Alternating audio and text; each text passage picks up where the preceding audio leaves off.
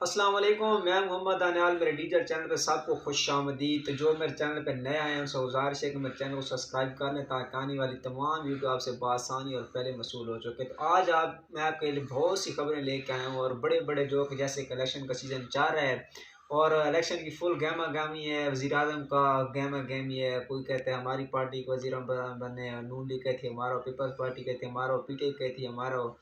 इसी के साथ साथ आज पीटीआई ने जो लैक अमल किया है उसमें उन्होंने नामजद किए हैं। गौर साहब ने कहा है कि बानी पीटीआई के बहर आने तक जो हमारे वज़ीर आज़म रहेंगे वो उमर अयूब साहब रहेंगे और वो हमारे वज़ीर आज़म होंगे। केपी कहते जो वज़ीर आला होंगे वो अली अमीन गंडापुर होंगे और जो उनके वज़ीर आज़म होंगे बलूचिस्तान से वो सलार खान खट्टर और जो वज़ीर आला हमारे जहाँ पंजाब के होंगे वो मियाँ मोहम्मद असलम रहेंगे। तो अली अमीन गंडापुर का चूँकि कल ऐलान हो चुका था उस पर तो बहुत सा रिएक्शन हुआ है। उसका वारंट गिरफ्तारी भी निकल गए हैं और उसको गिरफ्तार करने का भी कहा गया। 18वीं तारीख तक उसको अदालत में गिरफ्तार करके पेशी का हुक्म भी दे दिया गया क्योंकि वो वज़ीर आला मुंतखब हो चुके हैं। अगर वो वज़ीर आला बनते हैं तो इससे पहले शहजाद मर्द साहब ने यह भी कह दिया है कि जिन्होंने जुल्म किया था, अली अमीन गंडापुर का गिरबान पकड़ा था, जिन पुलिस वालों ने या जितना भी जिन्होंने गैर कानूनी काम किया था उनके कानून के मुताबिक उनकी कार्रवाई की जाएगी, जिसमें सबसे पहले आईजी केपी के 7 डीपीओ हैं और उनके साथ साथ जो एसएचओ वगैरह हैं उनका एहतसाब किया जाएगा। तो साहब इस वक्त केपी के में बहुत पुलिस और आईजी वगैरह इस बात से बहुत डरे हुए उनका इस्तेकाम का टाइम आ चुका है। उसके बाद आज पीटीआई का जो है जेयूआई के मेंबर मौलाना फजल रहमान साहब से भी रब्ता हुआ है और ये एक खबर फैलाई जा रही है कि वो इत्तेहाद करने जा रहे हैं। ये इत्तेहाद उनका नहीं है, यह मैं आपको वाज़ेह कर दूँ। उनकी मुलाकात जो इस वक्त हुई है वो इस पर हुई है कि जो इलेक्शन सही नहीं हुए हैं। साफ पार्टी को ये मौके पर मौलाना फजल रहमान ने वाज़ेह तौर पर कहा है कि इलेक्शन सही नहीं, हमारे साथ धांधली की गई। पीटीआई का ये मौके है। उसके बाद जो जेयूआई है साहब जितनी भी जमात उनका ये मौके है। तो इसका जो गवर्नर साहब ने ऐलान कर दिया कि हफ्ते के दिन हम पुरअमन एहतजाज करेंगे हर जगह पे। तो इस पे उन्होंने प्लान किया कि मौलाना फजल रहमान साहब जितनी भी पार्टियां मिल के हम एहतजाज करेंगे। बाकी हुकूमत साजी के लिए उनका कोई उनके साथ रद्द-ओ-बदल नहीं है। उसके अलावा उनका कोई भी सिस्टम नहीं। शहजाद मरवत साहब ने कहा कि जो है ना पीपल्स पार्टी जरदारी साहब तो वो मुझसे कल राब्ते में उनका मौक़िफ़ नून लीग के साथ हुकूमत बनाना नहीं है बल्कि पीटीआई के साथ हुकूमत बनाना है। तो जरदारी साहब ने भी ये कहा है कि मैं कोई भी पार्टी हो मैं उसके लिए तैयार हूँ मुज़ाकरात करने के लिए, हुकूमत साजी के लिए।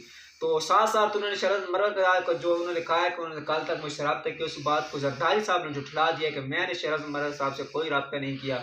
और जबकि आज प्रेस काउंसिल में गौर साहब ने यह बात वाज़ेह कर दिया कि आज तक ना हमारा पीपल्स पार्टी के साथ कोई रब्ता हुआ है और ना होगा। हुकूमत साजी के मामले में हमारा कोई इत्तेफाक नहीं है, ना पीपल्स पार्टी के साथ, ना एनक्यूएम के साथ या ना नून लीग के साथ। और ये बात मैं आपको कल भी बता चुका हूँ कि उनके साथ किसी किस्म का कोई मौक़िफ़ नहीं है। और सबसे बड़ी खबर जो है पीटीआई के लिए खुशखबरी है। अलीम आदिल शेख जो उनका कल समाअत हुई थी कराची में, तो अदालत ने फ़ौरन रिहाई का हुक्म दिया था और आज उनको रिहाई मिल गई है। वो इंशाल्लाह पीछे वापस आ गए और ये बहुत बड़ी खुशखबरी है।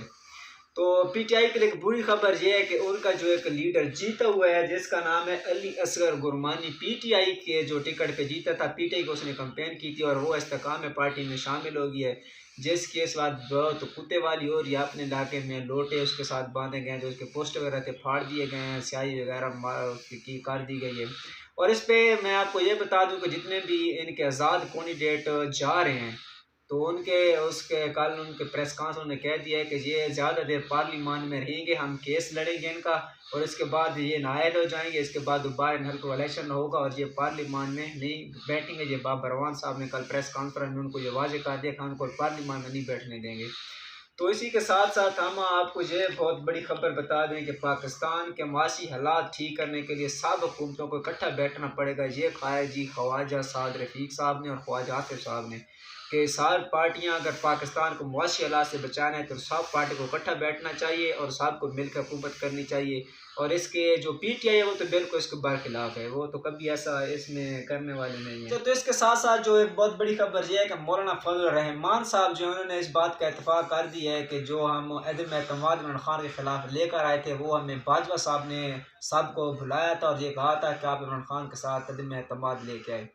तो मैं आपको ये बात बता दूं कि इस वक्त जो मौलाना फजल रहमान साहब इनके खिलाफ जा रहे हैं ये इनके लिए बहुत बड़ा नुकसान है, क्योंकि ऐसे ऐसे पोल मौलाना फजल रहमान साहब खोलेंगे कि इनका दिमाग उल्ट हो जाएगा। जो 16 मान थे इन्होंने गंद घोला है ना, साफ मौलाना फजल रहमान ऐसा ऐसा आपको देखने को आएगा कि क्या क्या कैसे कैसे इमरान खान से प्रोपेगेंडा हुआ। उन्होंने तो ये भी कह दिया कि जो 9 मई है वो बनाया गया, हालांकि ऐसा कुछ नहीं था, और ऐसा ऐसा साहब वो इंशाल्लाह उनका गवाह भी बनता जा रहा है।